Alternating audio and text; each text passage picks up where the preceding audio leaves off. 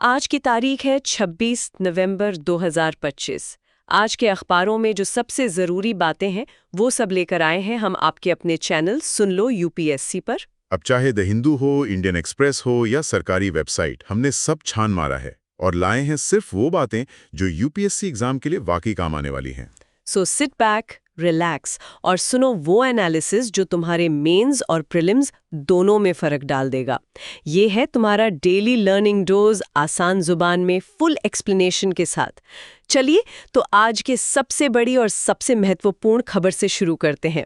आज देश अपना 76वां 76th संविधान दिवस मना रहा है। संविधान दिवस ये दिन सिर्फ एक छुट्टी या एक समारोह नहीं है, बल्कि ये उस किताब को सलाम करने का दिन है जो कह सकते हैं कि 140 करोड़ हिंदुस्तानियों की तकदीर लिखती है। बिल्कुल सही कहा। और सबसे पहले वो तारीफ याद करना जरूरी है जो हर एस्पिरेंट के दिल में होनी चाहिए। 26 नवंबर 1949 ये वो दिन था जब हमारी कॉन्स्टिट्यूएंट असेंबली ने 2 साल 11 महीने और 17 दिन के मेहनत के बाद भारत के संविधान को अडॉप्ट किया था, मतलब अपनाया था। और इस साल का जो थीम है वो भी बहुत कुछ कहता है, हमारा संविधान हमारा स्वाभिमान। हमारा संविधान हमारा स्वाभिमान, ये सुनने में तो बहुत पावरफुल लगता है, पर क्या ये सिर्फ एक नारा है या इसके पीछे कोई गहरा मतलब भी है? ये एक बहुत अच्छा सवाल है। देखिए, ये सिर्फ एक नारा नहीं है, ये कॉन्स्टिट्यूशनल पेट्रियोटिज्म यानी संवैधानिक राष्ट्रभक्ति को बढ़ावा देने की एक कोशिश है। मतलब ये कि हमारी देशभक्ति किसी एक धर्म, जाति या भाषा से नहीं, बल्कि उस संविधान से जुड़ी होनी चाहिए जो हम सबको बराबर के अधिकार देता है ना? हाँ बिल्कुल। और इसी स्वाभिमान को जमीनी हकीकत में बदलने के लिए इस साल एक बहुत बड़ा, मतलब एक लैंडमार्क कदम उठाया गया है। और वो कदम क्या है? ऐसा क्या हुआ है इस बार जो इसे पिछले 75 सालों से अलग बनाता है? इस बार का सबसे बड़ा हाईलाइट हुआ है संविधान सदन में, जो हमारा पुराना संसद भवन है। राष्ट्रपति श्रीमती द्रौपदी मुर्मू जी ने संविधान को 9 नई क्षेत्रीय भाषाओं में रिलीज किया है। 9 नए भाषाओं में? हाँ, और ये भाषाएं हैं नेपाली, मलयालम, मराठी, पंजाबी, बोडो, कश्मीरी, तेलुगु, ओडिशा और असमिया। 9 नई भाषाएं। लेकिन एक सवाल मन में आता है, क्या ये सिर्फ एक सिंबॉलिक जेस्चर है, एक अच्छी भावना दिखाने का तरीका, या इससे वाकई जमीन पर आम आदमी की जिंदगी में कोई फर्क पड़ेगा? यही इस कदम की सबसे खूबसूरत बात है। ये सिंबल भी है और सब्सटेंस भी। इसे समझने के लिए हमें 2 बड़े कॉन्स्टिट्यूशनल कॉन्सेप्ट्स को समझना होगा। पहला है सब्सटैंटिव जस्टिस और दूसरा है लिंग्विस्टिक फेडरलिज्म। ठीक है, तो पहले सब्सटैंटिव जस्टिस को आसान भाषा में समझाइए। ये क्या होता है? सब्सटैंटिव जस्टिस का सीधा मतलब है सिर्फ कागज पर न्याय नहीं, बल्कि ऐसा न्याय जो आम आदमी को असल में महसूस हो और उसकी जिंदगी में बदलाव लाए। सोचिए, मैं आपको एक कार की मैनुअल दूं जो जापानीज में लिखी है। कागज पर तो मैंने आपको मैनुअल दे दी, पर क्या आप कार चलाना सीख पाएंगे? नहीं, बिल्कुल नहीं। नहीं। इसी तरह हमारा संविधान हमें आर्टिकल 21 के तहत राइट टू लाइफ देता है, पर अगर उड़ीसा के एक गांव में बैठा किसान उसे अपनी ओडिया भाषा में पढ़ ही नहीं सकता, तो क्या वो अपने अधिकार को कभी समझ पाएगा, कभी इस्तेमाल कर पाएगा? कभी नहीं। ये 9 भाषाओं में रिलीज उसी मैनुअल को आम आदमी की भाषा में देने जैसा है। ये न्याय को एक्सेसिबल बनाता है, मतलब सुलभ बनाता है। बहुत अच्छा उदाहरण दिया। तो अब ये दूसरा कॉन्सेप्ट लिंग्विस्टिक फेडरलिज्म, ये क्या है? फेडरलिज्म का मतलब है शक्तियों का बंटवारा, केंद्र और राज्यों के बीच। लिंग्विस्टिक फेडरलिज्म का मतलब है भारत की भाषाई विविधता का सम्मान करना।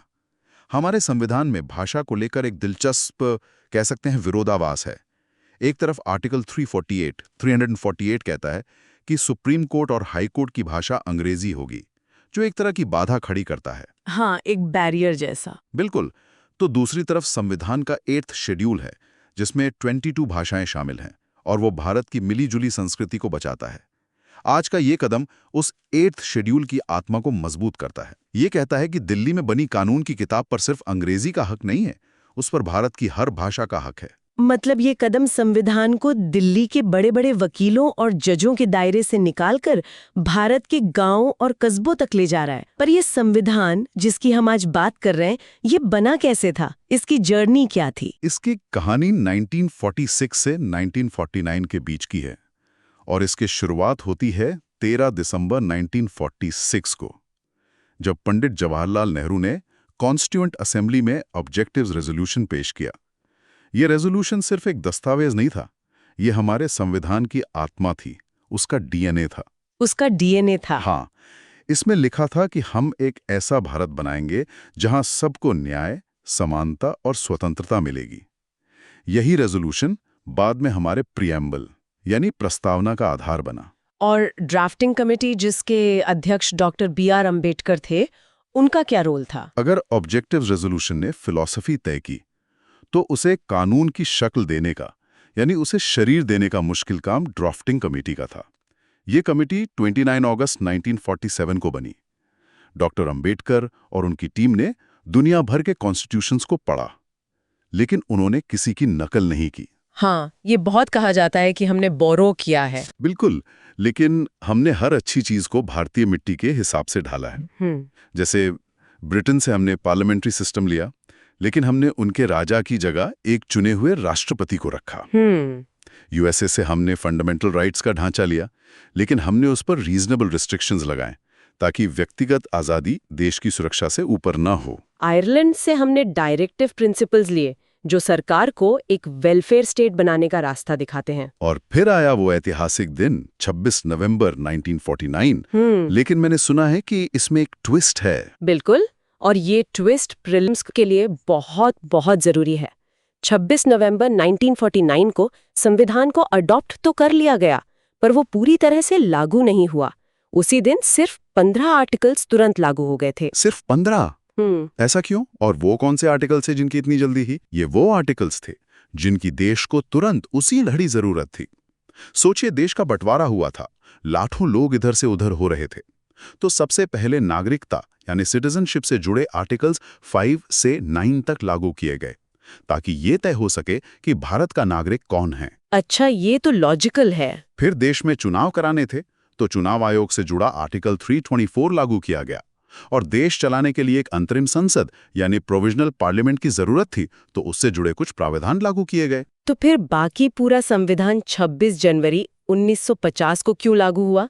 2 महीने का इंतजार क्यों किया गया? इस तारीख के पीछे एक बहुत बड़ा ऐतिहासिक और भावनात्मक कारण है। हमें इतिहास में थोड़ा पीछे 1930 में जाना होगा।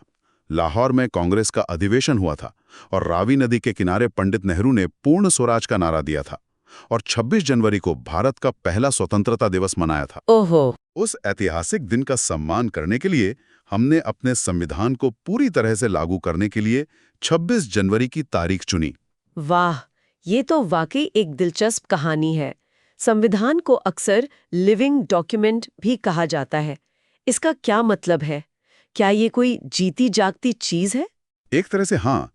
लिविंग डॉक्यूमेंट का मतलब है कि ये कोई पत्थर की लकीर नहीं है जो 1950 में लिख दी गई और अब बदल नहीं सकती।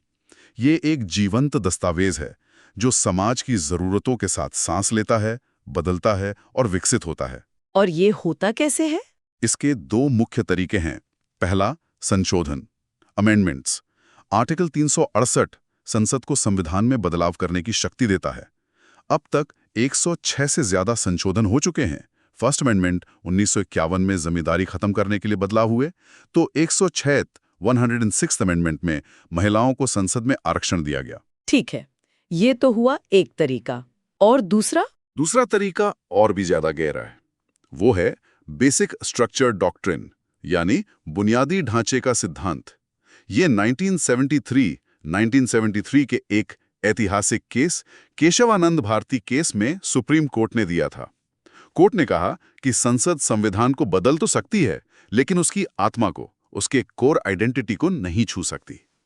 इसे एक उदाहरण से समझाइए। संविधान की आत्मा मतलब क्या? मतलब क्या चीजें हैं इसमें? बहुत अच्छा सवाल। सोचिए, एक इमारत है। आप उसके कमरों का रंग बदल सकते हैं, खिड़कियां दरवाजे बदल सकते हैं, यहां तक कि एक नई मंजिल भी बना सकते हैं। ये सब हो गए अमेंडमेंट्स। ठीक है। लेकिन आप उस इमारत की नींव, उसके फाउंडेशनल पिलर्स को नहीं तोड़ सकते, वरना इमारत ही गिर जाएगी, है ना? संविधान के ये पिलर्स हैं डेमोक्रेसी, लोकतंत्र, सेक्युलरिज्म, धर्मनिरपेक्षता, फेडरलिज्म, संघवाद, रूल ऑफ लॉ, कानून का राज और जुडिशियल रिव्यू, न्यायिक समीक्षा। इन्हें ही बेसिक स्ट्रक्चर कहते हैं। संसद ऐसा कोई बदलाव नहीं कर सकती जो भारत को एक लोकतंत्र से तानाशाही बना दे। तो इस 76 संविधान दिवस पर आगे का रास्ता क्या दिखता है? वे फॉरवर्ड क्या है? 2 बातें बहुत जरूरी हैं। पहला, नागरिक शिक्षा। सिर्फ स्कूलों में प्रियम्बल पढ़वा देना काफी नहीं है, हमें फंडामेंटल ड्यूटीज यानी आर्टिकल 51A पर जोर देना होगा। अधिकार और कर्तव्य एक ही सिक्के के दो पहलू हैं। दूसरा, न्याय की भाषा को और आसान बनाना। संविधान का अनुवाद तो हो गया, पर अब सुप्रीम कोर्ट और हाई कोर्ट के जो बड़े बड़े फैसले आते हैं उनका भी AI टूल्स का इस्तेमाल करके अनुवाद होना चाहिए। अच्छा, AI का इस्तेमाल करके। हाँ, सरकार के पास SUVAS सुप्रीम कोर्ट विधिक अनुवाद सॉफ्टवेयर जैसा एक टूल है। इसका इस्तेमाल बढ़ाना होगा ताकि न्याय की भाषा आम आदमी की भाषा बन सके। संविधान और अधिकारों की बात चली रही है तो इसी से जुड़ा एक और पेचीदा मामला सुप्रीम कोर्ट से सामने आया है। एक तरफ है एक सैनिक का धार्मिक अधिकार और दूसरी तरफ है सेना का अनुशासन। हाँ, ये मामला एक ईसाई आर्मी अफसर सैमुअल कामलिसन का है। उनकी रेजिमेंट में एक सर्वधर्म स्थल था जहां मंदिर, मस्जिद, गुरुद्वारा सब एक साथ होते हैं। उन्हें अपने यूनिट के मंदिर के गर्भगृह में पूजा करने के लिए कहा गया, लेकिन उन्होंने अपने धार्मिक मान्यताओं का हवाला देते हुए ऐसा करने से मना कर दिया। इसके बाद उन्हें सेवा से बर्खास्त कर दिया गया। अब सुप्रीम कोर्ट ने उनकी बर्खास्तगी को सही ठहराया है। पहली नजर में तो ये सीधे सीधे आर्टिकल 25 यानी धार्मिक स्वतंत्रता के अधिकार का उल्लंघन लगता है। कोई किसी को पूजा करने के लिए मजबूर कैसे कर सकता है? बिल्कुल, और आपका सवाल एकदम वाजिब है। यहीं पर संविधान का एक और अनुच्छेद सामने आता है जो अक्सर चर्चा में नहीं रहता, आर्टिकल 33। देखिए, आर्टिकल 25 हर नागरिक को अपने धर्म को मानने, उसका अभ्यास करने और प्रचार करने की पूरी स्वतंत्रता देता है, इसमें कोई शक नहीं। हाँ। लेकिन आर्टिकल 33 कहता है कि संसद कानून बनाकर आर्म्ड फोर्सेस, पुलिस और खुफिया एजेंसियों के सदस्यों के मौलिक अधिकारों को सीमित कर सकती है। लेकिन ये भेदभाव क्यों? एक फौजी के मौलिक अधिकार एक आम नागरिक से कम क्यों है? इसका उद्देश्य है अनुशासन यानी डिसिप्लिन और कर्तव्य का सही से निर्वहन यानी डिस्चार्ज ऑफ ड्यूटीज सुनिश्चित करना। सेना कोई आम 9 to 5 की नौकरी नहीं है। वहां यूनिट कोहीजन यानी टुकड़ी की एकजुटता सबसे ऊपर होती है। कोर्ट का तर्क यही था। कोर्ट ने कहा कि सेना में रेजिमेंटल डिसिप्लिन एक व्यक्ति के धार्मिक अधिकार से ऊपर है। अगर हर सैनिक अपनी व्यक्तिगत मान्यताओं को यूनिट से ऊपर रखने लगेगा तो सेना एक अनुशासित बल नहीं रह जाएगी। ये सर्वधर्म स्थल की परंपरा क्या है? ये कॉन्सेप्ट क्या है? ये भारतीय सेना की एक अनूठी और बहुत खूबसूरत पहचान है। वेस्टर्न आर्मीज की तरह हमारे यहाँ अलग अलग धर्मों के लिए अलग अलग चैपलेंस या पादरी नहीं होते। हमारी एक ही यूनिट में हिंदू, मुस्लिम, सिख, ईसाई सब धर्मों के जवान होते हैं। उनमें भाईचारा और एस्पिरी डिकॉर यानी टीम भावना बनाने के लिए एक अफसर से ये उम्मीद की जाती है कि वो अपने जवानों के हर धार्मिक और सामाजिक कार्यक्रम में हिस्सा ले, चाहे उसका अपना धर्म कुछ भी हो। मतलब एक मुस्लिम अफसर दिवाली मनाता है, एक हिंदू अफसर ईद मनाता है। बिल्कुल, यही तो इसकी खूबसूरती है। पर कुछ लोग ये भी तर्क दे सकते हैं कि ये एक व्यक्ति को अपनी ज़मीर, अपने कॉन्शियंस के खिलाफ जाने पर मजबूर कर रहा है। कोर्ट ने इस पर क्या कहा? तो कोर्ट ने इस पर बहुत साफ रुख अपनाया। उन्होंने कहा कि जब आप सेना ज्वाइन करते हैं तो आप स्वेच्छा से अपने कुछ व्यक्तिगत अधिकारों को देश की सेवा के लिए सीमित करने के लिए तैयार होते हैं। एक अफसर धर्म की प्राइवेट अंडरस्टैंडिंग नहीं रख सकता जो उसे उसके जवानों से अलग कर दे। कोर्ट ने कहा कि अगर अफसर अपने जवानों के साथ नहीं खड़ा होगा तो जंग के मैदान में जवान उसके लिए गोली खाने को तैयार कैसे होगा। ये फैसला इंडिविजुअल लिबर्टी और नेशनल सिक्योरिटी के बीच के उस मुश्किल संतुलन को दिखाता है, खासकर यूनिफॉर्म सर्विसेज के कॉन्टेक्स्ट में। सेना में अधिकारों के संतुलन की बात तो हुई, लेकिन अधिकारों की एक और लड़ाई हमारे समाज में, हमारे वर्क प्लेसेस पर लड़ी जा रही है। चंडीगढ़ से एक खबर आई है जो इसी से जुड़ी है। हाँ, चंडीगढ़ के कॉलेज प्रोफेसर को पॉश एक्ट के तहत यौन उत्पीड़न का दोषी पाए जाने पर बर्खास्त कर दिया गया है। एक तरफ तो ये न्याय की जीत है, लेकिन दूसरी तरफ इस केस ने sexual harassment of women at work place prevention, prohibition and redressal act 2013, जिसे हम पॉश एक्ट कहते हैं, उसकी कई बड़ी संरचनात्मक कमियों को भी उजागर किया है। इस पॉश एक्ट का थोड़ा बैकग्राउंड बताइए। ये कानून आया कहाँ से? इसकी जड़ें 1997 की विशाखा गाइडलाइंस में हैं। राजस्थान की एक सोशल वर्कर थी भवरी देवी, जिन्होंने बाल विवाह रुकवाने की कोशिश की थी। बदले में दबंगों ने उनका ब्रूटल गैंगरेप किया। जब वो न्याय के लिए गई तो सिस्टम ने उन्हें निराश किया। इसके बाद कुछ एनजीओज ने सुप्रीम कोर्ट में PIL डाली और उसी केस में सुप्रीम कोर्ट ने ये गाइडलाइंस दी, क्योंकि उस समय वर्कप्लेस हरासमेंट पर कोई कानून ही नहीं था। इन्हीं गाइडलाइंस को 2013 में संसद ने पॉश एक्ट का कानूनी रूप दिया। क्यों से वो भी होता है ताकि निष्पक्षता बनी रहे। तो फिर इस चंडीगढ़ केस से एक्ट में क्या कमियां सामने आई हैं? 4 मुख्य कमियां हैं जिन्हें समझना बहुत जरूरी है। पहली है इन्फॉर्म्ड कंसेंट की स्पष्ट परिभाषा की कमी। एक्ट सहमति कंसेंशुअल और असहमति नॉन कंसेंशुअल में बात करता है, लेकिन जहां पावर असिमेट्री हो यानी शक्ति का असंतुलन हो, जैसे एक प्रोफेसर और स्टूडेंट या एक बॉस और इंटर्न के बीच, वहां सहमति दबाव में भी ली जा सकती है ना? हाँ, बिल्कुल। कंसेंट तो कंसेंट होता है, पर इन्फॉर्म्ड कंसेंट वो है जो बिना किसी डर, लालच या दबाव के दी गई हो।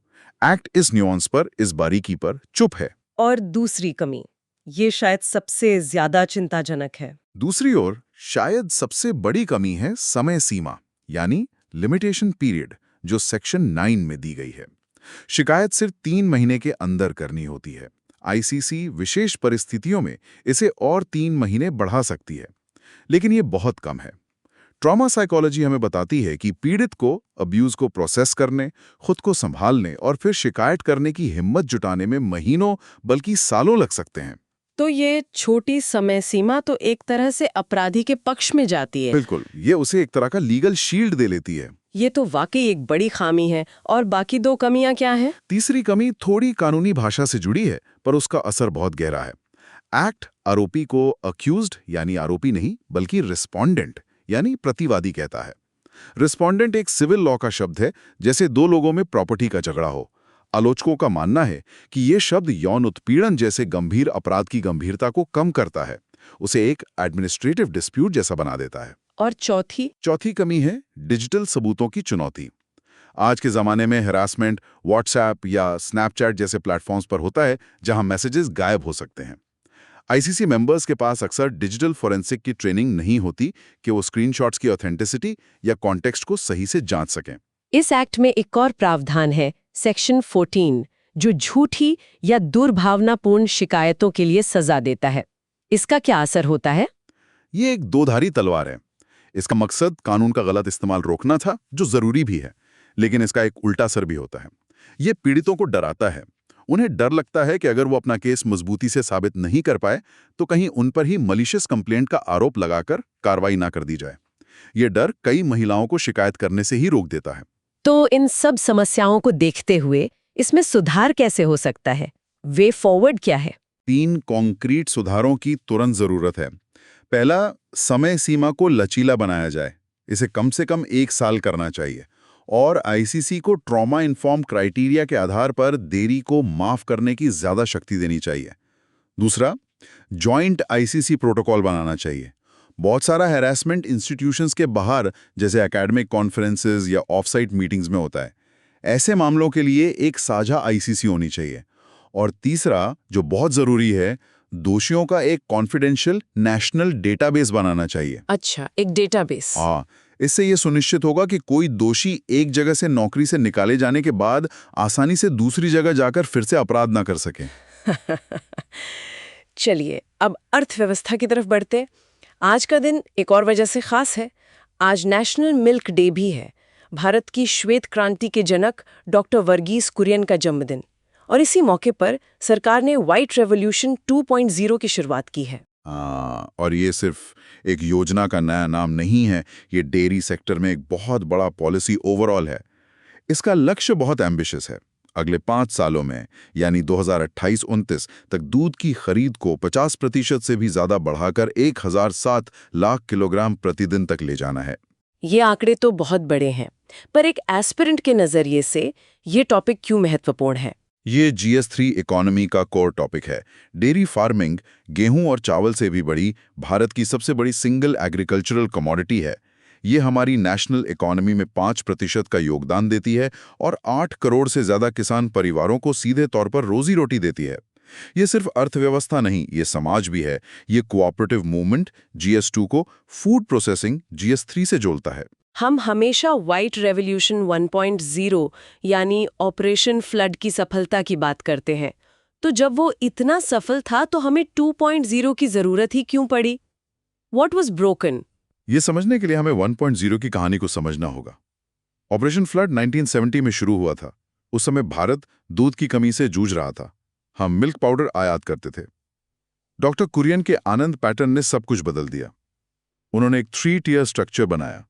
गांव में दूध उत्पादक समिति, जिले में मिल्क यूनियन और राज्य में मिल्क फेडरेशन। इस मॉडल ने बिचौलियों को खत्म कर दिया और पैसा सीधा किसान की जेब में पहुंचाया।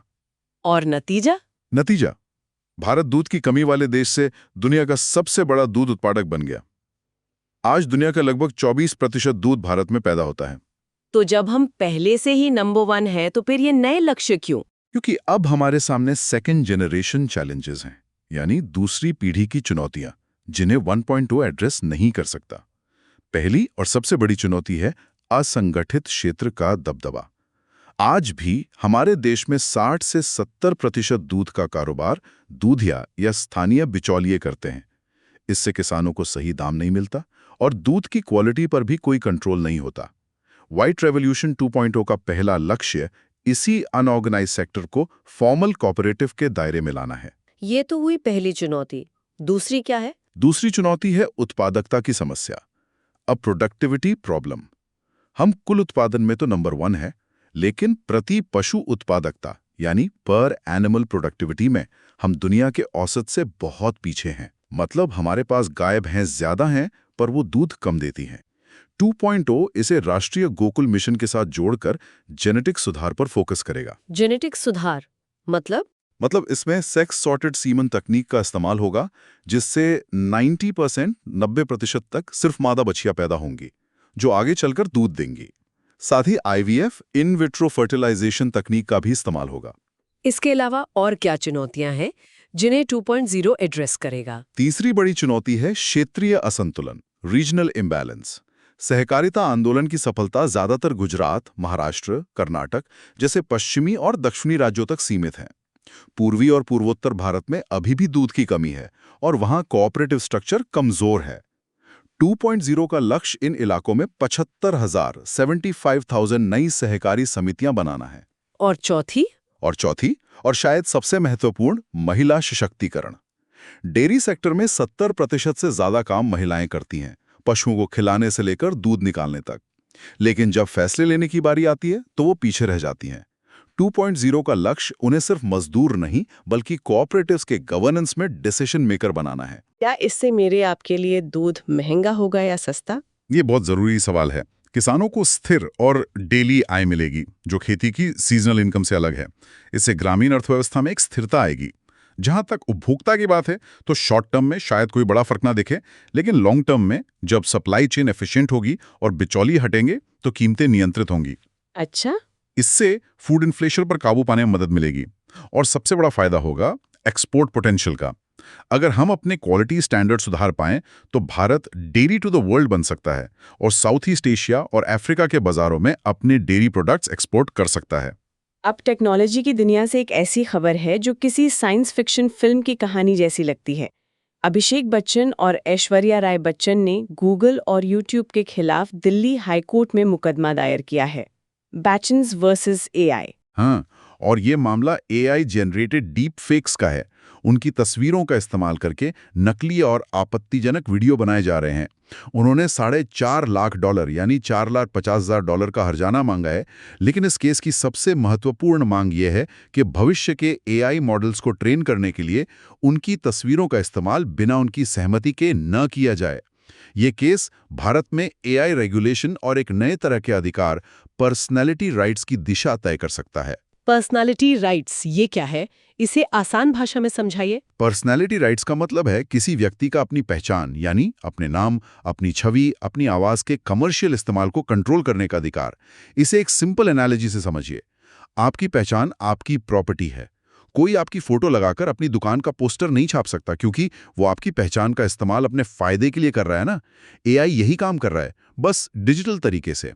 तो भारत में इसके लिए कानून क्या है? यही तो समस्या है। भारत में अमेरिका की तरह इस पर कोई एक स्पेसिफिक कानून नहीं है। ये अधिकार आर्टिकल 21 के तहत right to privacy, tort law के पासिंग ऑफ कॉन्सेप्ट और कॉपीराइट एक्ट से मिलकर निकला है। इससे पहले भी तो अमिताभ बच्चन और अनिल कपूर के केस हुए थे। ये केस उनसे अलग कैसे है? ये केस एक कदम आगे जाता है और AI की बुनियाद पर ही सवाल उठाता है। पुराने केस आउटपुट से जुड़े थे, यानी अगर कोई आपकी आवाज की नकल करके कोई विज्ञापन बनाता है तो आप उसे रोक सकते हैं। लेकिन बच्चन का केस इनपुट पर सवाल उठा रहा है। उनका तर्क है कि एआई मॉडल को ट्रेन करने के लिए इंटरनेट से उनकी अरबों तस्वीरों को स्क्रैप करना यानी उठाना ही अपने आप में उनके अधिकार का उल्लंघन है, भले ही उससे कोई गलत वीडियो बने या ना बने। तो दिक्कत सिर्फ डीप फेक वीडियो बनाने से नहीं है, बल्कि एआई को सिखाने के लिए उनकी तस्वीर इस्तेमाल करने से ही है। ये तो बहुत बड़ा कानूनी और नैतिक सवाल है। बिल्कुल। एआई डेवलपर्स कहते हैं कि पब्लिक डोमेन में जो डेटा है, जैसे गूगल इमेजेस पर पड़ी तस्वीरें, उसका इस्तेमाल फेयर यूज है और इनोवेशन के लिए जरूरी है। वो कहते हैं कि अगर हम पब्लिक डेटा इस्तेमाल नहीं कर सकते तो एआई बनेगा ही कैसे। वहीं अधिकार कार्यकर्ता कहते हैं कि किसी की पहचान सिर्फ डेटा नहीं है, ये व्यक्ति का विस्तार है। इसका बिना सहमति के इस्तेमाल इंसान को एक रॉ मटेरियल की तरह ट्रीट करना है। ये कंसेंट वर्सेस इनोवेशन की एक क्लासिक बहस है। दुनिया के दूसरे देश इस पर क्या कर रहे हैं? क्या हम इस मामले में दुनिया से पीछे चल रहे हैं? कुछ देश कदम उठा रहे हैं। अमेरिका के टेनेसी राज्य ने एल्विस एक्ट 2024 बनाया है। इसका पूरा नाम है ensuring likeness voice and image security act. ये एआई द्वारा किसी कलाकार की आवाज के गलत इस्तेमाल को रोकता है। यूरोपियन यूनियन का जो एआई एक्ट है वो डीप फेक पर ट्रांसपेरेंसी यानी लेबलिंग अनिवार्य करता है। मतलब अगर कोई कंटेंट एआई से बना है तो आपको बताना पड़ेगा। भारत को भी अब इस दिशा में एक मजबूत कानून की जरूरत है। तो इसका समाधान क्या हो सकता है? आगे क्या होना चाहिए? भारत को एक dedicated digital personality rights bill की जरूरत है जो इनपुट और आउटपुट दोनों को एड्रेस करें। दूसरा, C2PA coalition for content provenance and authenticity जैसे क्रिप्टोग्राफिक वाटरमार्किंग स्टैंडर्ड्स को अनिवार्य करना चाहिए। इससे पता चल सकेगा कि कोई इमेज या वीडियो असली है या एआई जनरेटेड। और तीसरा, YouTube जैसे प्लेटफॉर्म्स की जवाबदेही तय करनी होगी। IT एक्ट का सेक्शन 79 जो उन्हें बिचौलिया होने के नाते सेफ हार्बर देता है, उस पर पुनर्विचार करना होगा और उन्हें ज्यादा जिम्मेदार बनाना होगा। आज की तारीख एक और वजह से हमारे जहन में बसी हुई है। आज 26/11/26/11 मुंबई आतंकी हमले को 17 साल हो गए हैं। ये दिन सिर्फ श्रद्धांजलि का नहीं, बल्कि हमारी सुरक्षा तैयारियों के ऑडिट का भी है। बिल्कुल। 2008 का हमला एक सिस्टमिक फेलियर था। यह सिर्फ एक आतंकी हमला नहीं था, यह हमारी पूरी सुरक्षा व्यवस्था पर एक हमला था। आतंकवादी समुद्र के रास्ते आए, हमारे पास एक्शनेबल इंटेलिजेंस की कमी थी, अलग अलग एजेंसियों के बीच कोऑर्डिनेशन नहीं था और NSG कमांडो को दिल्ली से मुंबई पहुंचने में घंटों लग गए, जिससे तबाही और बढ़ गई। तो उन भयानक 60 घंटों के बाद हमने क्या सबक सीखे? 26/11 के बाद क्या-क्या बड़े सुधार हुए हैं? 26/11 ने हमें 3 मोर्चों पर जगाया: इंटेलिजेंस, कोस्टल सिक्योरिटी और रिस्पॉन्स। इंटेलिजेंस के मोर्चे पर नेशनल इन्वेस्टिगेशन एजेंसी NIA बनाई गई, जो एक फेडरल एजेंसी है और आतंक से जुड़े मामलों की जांच करती है। मल्टी एजेंसी सेंटर MAC को 24/7 ऑपरेशनल किया गया ताकि केंद्र और राज्यों के बीच रियल टाइम इंटेलिजेंस शेयर हो सके। और तटीय सुरक्षा और जवाबी कार्रवाई के मोर्चे पर क्या बदलाव हुए? कोस्टल सिक्योरिटी के लिए एक 3 स्तरीय सुरक्षा ग्रिड बनाया गया है।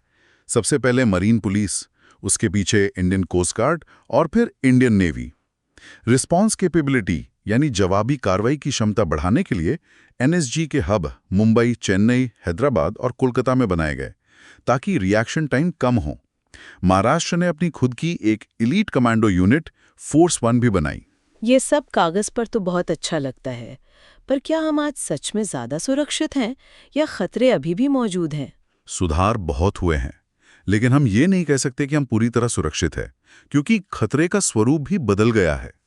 कोस्टल सिक्योरिटी में आज भी छोटी मछली पकड़ने वाली नाव का 100% रजिस्ट्रेशन और उनमें AIS ट्रांसपॉन्डर्स लगाना एक बहुत बड़ी चुनौती है। और अब नए खतरे सामने आ गए हैं। जैसे कि अब खतरा साइबर टेररिज्म का है, सोशल मीडिया पर रेडिकलाइजेशन और लोन वुल्फ अटैक्स का है, और ड्रोन से हथियार और ड्रग्स गिराने का है, जैसा हम पंजाब और कश्मीर में देख रहे हैं। तो इन नए खतरों को देखते हुए वे फॉरवर्ड क्या है? 2 चीजें सबसे जरूरी हैं। पहला, net grid, national intelligence grid को पूरी तरह से ऑपरेशनल करना होगा। इसका नाम हम सालों से सुन रहे हैं। ये 21 अलग-अलग सिक्योरिटी डेटाबेसेस को जोड़ता है ताकि किसी भी संदिग्ध की रियल टाइम 360 डिग्री प्रोफाइलिंग हो सके। और दूसरा और सबसे जरूरी, पुलिस का आधुनिकीकरण। स्मार्ट पुलिस का कॉन्सेप्ट जो प्रधानमंत्री ने दिया था, वो सिर्फ कागज पर नहीं, जमीन पर उतरना चाहिए। हमारा बीट कांस्टेबल हमारी फर्स्ट लाइन ऑफ डिफेंस है, उसे मॉडर्न ट्रेनिंग और टेक्नोलॉजी से लैस करना ही होगा। हम अपनी सीमाओं की सुरक्षा की बात कर रहे थे, लेकिन आज की दुनिया में पहचान और नागरिकता की सीमाएं भी कितनी फ्लूइड हो गई हैं, इसका एक उदाहरण कनाडा से आया है। हाँ, कनाडा ने अपने नागरिकता कानून में एक बड़ा बदलाव किया है, जिसका फायदा भारतीय मूल के लाखों लोगों को मिलेगा। कनाडा के बिल C3 को रॉयल एसेंट मिल गया है, यानी वो कानून बन गया है। इसने 2009 के एक विवादास्पद नियम फर्स्ट जनरेशन लिमिट को खत्म कर दिया है। ये फर्स्ट जनरेशन लिमिट क्या था? सुनने में थोड़ा कॉम्प्लिकेटेड लगता है। मैं इसे एक सिंपल एग्जांपल से समझाता हूँ। मान लीजिए आपके दादा दादी भारत से कनाडा गए और वहां के नागरिक बन गए। आपका जन्म कनाडा में हुआ तो आप जन्म से कनाडाई नागरिक हैं। अब आप काम के सिलसिले में या परिवार के साथ रहने के लिए वापस भारत आ जाते हैं। यहाँ आपके बच्चे का जन्म होता है। पुराने फर्स्ट जनरेशन लिमिट नियम के तहत आपके बच्चे को कनाडा की नागरिकता ऑटोमेटिकली नहीं मिलती थी। मतलब अगर मैं कनाडा का नागरिक हूँ पर मेरा जन्म कनाडा से बाहर हुआ है, तो मैं अपने बच्चे को जो कनाडा से बाहर पैदा हुआ है नागरिकता नहीं दे सकता था। ये तो अजीब नियम था। बिल्कुल, इससे हजारों भारतीय कनाडाई परिवार प्रभावित हो रहे थे। अब नए कानून ने इसे बदल दिया है। नए कानून के तहत अगर विदेश में पैदा हुआ कनाडाई पेरेंट ये साबित कर दे कि उसका कनाडा से सब्सटैंशियल कनेक्शन है। सब्सटैंशियल कनेक्शन, इसका क्या मतलब है? इसका मतलब है कि वो अपनी जिंदगी में कुल 3 यानी 1095 दिन कनाडा में रहा है। अगर ये कंडीशन पूरी होती है तो उसके बच्चे को, चाहे वो दुनिया में कहीं भी पैदा हुआ हो, कनाडा की नागरिकता मिल जाएगी। ये भारत और कनाडा के बीच सर्कुलर माइग्रेशन को मजबूत करता है और परिवारों को कानूनी सुरक्षा देता है। चलिए, अब आज की लंबी चर्चा से निकले कुछ प्रीलिम स्पेसिफिक फैक्ट्स को जल्दी से रिवाइज कर लेते हैं। जरूर। पहला, संविधान सदन। ये पुराने संसद भवन का नया आधिकारिक नाम है। यहीं पर हमारी कॉन्स्टिट्यूएंट असेंबली बैठी थी। दूसरा, एल्विस एक्ट। ये टेनेसी यूएस का कानून है जो कलाकारों की आवाज और छवि को AI क्लोनिंग से बचाता है। तीसरा, नेशनल मिल्क डे, 26 नवंबर, डॉक्टर वर्गीज कुरियन का जन्मदिन। और याद रहे, वर्ल्ड मिल्क डे 1 जून को होता है, इसमें कंफ्यूज नहीं होना है। हाँ, ये डेट्स में कंफ्यूजन हो जाता है। बिल्कुल। चौथा, ऑपरेशन फ्लड। ये 1970 में लॉन्च हुआ था। पांचवा, आर्टिकल 33। ये सिर्फ संसद को आर्म्ड फोर्सेस के मौलिक अधिकार सीमित करने की शक्ति देता है, राज्य विधानसभाओं को नहीं। ये एक इंपॉर्टेंट डिस्टिंक्शन है। छठा, फर्स्ट जनरेशन लिमिट, कनाडा का नागरिकता से जुड़ा नियम जो अब बिल C3 द्वारा खत्म कर दिया गया है। और सातवां, सर्वधर्म स्थल। ये भारतीय सेना की यूनिट्स में पाए जाने वाले धर्मनिरपेक्ष पूजा स्थल हैं जो भारत के सेक्युलर फैब्रिक का प्रतीक हैं। अब बारी है मेंस की प्रैक्टिस की। आज की चर्चा पर आधारित 2 सवाल हैं जो आपकी एनालिटिकल स्किल्स को टेस्ट करेंगे। पहला सवाल GS2 पॉलिटी से है। Q1, भारतीय संविधान एक स्थिर दस्तावेज नहीं बल्कि एक जीवंत जीव है जो राष्ट्र के साथ विकसित होता है। 76वें संविधान दिवस समारोह के संदर्भ में इस कथन पर चर्चा करें। संविधान का स्थानीय भाषाओं में विमोचन वास्तविक लोकतंत्र की अवधारणा को कैसे मजबूत करता है? 250 शब्द। एक अच्छा आंसर लिखने के लिए इसका स्ट्रक्चर कैसा होना चाहिए? देखिए, इंट्रोडक्शन में आप संविधान को एक ट्रांसफॉर्मेटिव डॉक्यूमेंट बताएं और 26 नवंबर 1949 का जिक्र करें। बॉडी के पहले हिस्से में लिविंग डॉक्यूमेंट एस्पेक्ट को एक्सप्लेन करें। इसमें 2 पॉइंट जरूर लिखें।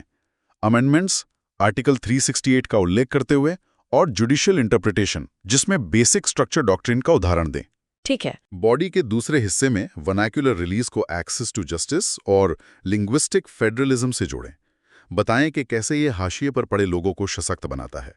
और कंक्लूजन में डॉक्टर अंबेडकर के कॉन्स्टिट्यूशनल मोरालिटी वाले विचार से समाप्त करें कि संविधान की सफलता इसे चलाने वालों पर निर्भर करती है।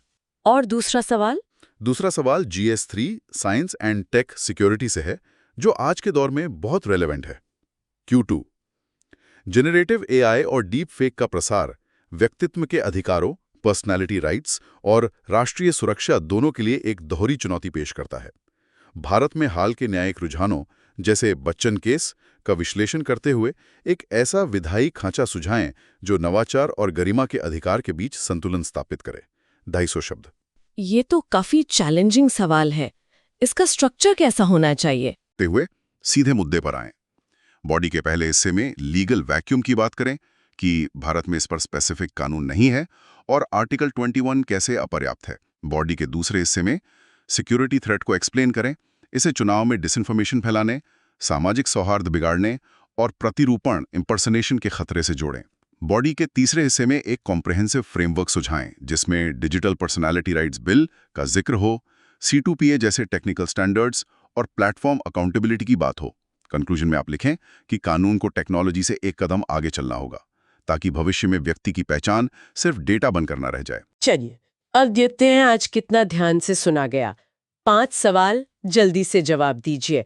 पहला सवाल, व्हाइट रेवोल्यूशन 2.0 के संबंध में निम्नलिखित कथनों पर विचार करें। 1. इसका लक्ष्य 2028-2029 तक सहकारी दूध खरीद को 50% से अधिक बढ़ाना है। 2. इसे राष्ट्रीय डेयरी विकास बोर्ड NDDB द्वारा कार्यान्वित किया जा रहा है। 3. भारत वर्तमान में संयुक्त राज्य अमेरिका के बाद दुनिया का दूसरा सबसे बड़ा दूध उत्पादक है। इनमें से कौन सा कथन सही है? इसका सही उत्तर है A, 1 and 2 ओनली। स्टेटमेंट 3 गलत है। भारत 1998 से दुनिया का सबसे बड़ा दूध उत्पादक है और वैश्विक उत्पादन में लगभग 24% का योगदान देता है। स्टेटमेंट 1 और 2 बिल्कुल सही हैं। दूसरा सवाल ये थोड़ा ट्रिकी है। भारत के संविधान के संदर्भ में निम्नलिखित कथनों पर विचार करें। 1. संविधान को 26 जनवरी 1950 को अपनाया और लागू किया गया था। 2. अनुच्छेद 33 राज्य विधानसभाओं को पुलिस बलों के मौलिक अधिकारों को प्रतिबंधित करने का अधिकार देता है। 3. कैबिनेट शब्द का उल्लेख मूल संविधान में नहीं था। उपरोक्त में से कितने कथन सही हैं? इसका सही उत्तर है A, ओनली 1। सिर्फ स्टेटमेंट 3 सही है। कैबिनेट शब्द को 44th संशोधन 1978 द्वारा आर्टिकल 352 में जोड़ा गया था। स्टेटमेंट 1 गलत है क्योंकि इसे 26 नवंबर 1949 को अपनाया गया था। लागू 26 जनवरी 1950 को हुआ। स्टेटमेंट 2 भी गलत है क्योंकि आर्टिकल 33 के तहत कानून बनाने की शक्ति केवल संसद के पास है, राज्य विधानसभाओं के पास नहीं। तीसरा सवाल, एल्विस एक्ट जो हाल ही में खबरों में था, किससे संबंधित है? A. रॉक एंड रोल विरासत का संरक्षण। B. कलाकारों की आवाज और समानता को AI डीप फेक से बचाना। C. UK में मनोरंजनकर्ताओं के लिए वीजा विनियमन। D. नासा द्वारा अंतरिक्ष मलबे का प्रबंधन। सही जवाब है B, टेनेसी का एल्विस एक्ट यानी ensuring likeness, voice and image security act कलाकारों को उनकी आवाज और छवि के अनाधिकृत AI उपयोग से बचाता है। चौथा सवाल, पॉश एक्ट 2013 के संदर्भ में आंतरिक शिकायत समिति ICC का अध्यक्ष कौन होना चाहिए? A. एक सेवानिवृत्त न्यायाधीश। B. सबसे वरिष्ठ पुरुष कर्मचारी। C. वरिष्ठ स्तर पर कार्यरत एक महिला। D. एक NGO प्रतिनिधि। सही जवाब है C, a woman employed at a senior level. कानून के अनुसार ICC की प्रिजाइडिंग ऑफिसर कार्यस्थल पर एक वरिष्ठ स्तर पर कार्यरत महिला होनी चाहिए ताकि प्रक्रिया में लैंगिक संवेदनशीलता सुनिश्चित हो सके। और आज का आखिरी सवाल, कनाडाई नागरिकता कानूनों के संदर्भ में फर्स्ट जनरेशन लिमिट का सबसे अच्छा वर्णन कौन सा विकल्प करता है? A. प्रति वर्ष अप्रवासियों की संख्या की एक सीमा। B. विदेश में पैदा हुए माता-पिता के विदेश में पैदा हुए बच्चों को नागरिकता हस्तांतरण पर प्रतिबंध। C. पहली पीढ़ी के अप्रवासियों की आय पर एक सीमा। D. पहली पीढ़ी के अप्रवासियों को मतदान से रोकने का नियम। सही जवाब है B, यह नियम विदेश में पैदा हुई दूसरी पीढ़ी को नागरिकता द्वैवंश सिटीजनशिप बाय डिसेंट से रोकता था, जिसे हाल ही में बिल C3 द्वारा समाप्त कर दिया गया है। तो ये थी आज की हमारी विस्तृत चर्चा। एक बार जल्दी से आज के की टेकअवेज देख लेते हैं। आज हमने संविधान दिवस के मौके पर लिंग्विस्टिक फेडरलिज्म और सब्सटैंशियल जस्टिस के गहरे महत्व को समझा। हमने व्हाइट रेवोल्यूशन 2.0 के महत्वाकांक्षी लक्ष्यों और उसकी चुनौतियों पर बात की। हमने AI और पर्सनालिटी राइट्स के बीच की कानूनी और नैतिक लड़ाई को देखा, पॉश एक्ट की ज़मीनी कमियों और 2611 के बाद की हमारी बदलती सुरक्षा तैयारियों का भी हमने विश्लेषण किया। आज की मेहनत कल की कहानी बदल देगी। अगर ये सेशन अच्छा लगा तो लाइक, शेयर और कमेंट जरूर करो और सब्सक्राइब करो सुन लो यूपीएससी को। 299 रुपीज मेंबरशिप ज्वाइन करके एक्सक्लूसिव कंटेंट का एक्सेस लो।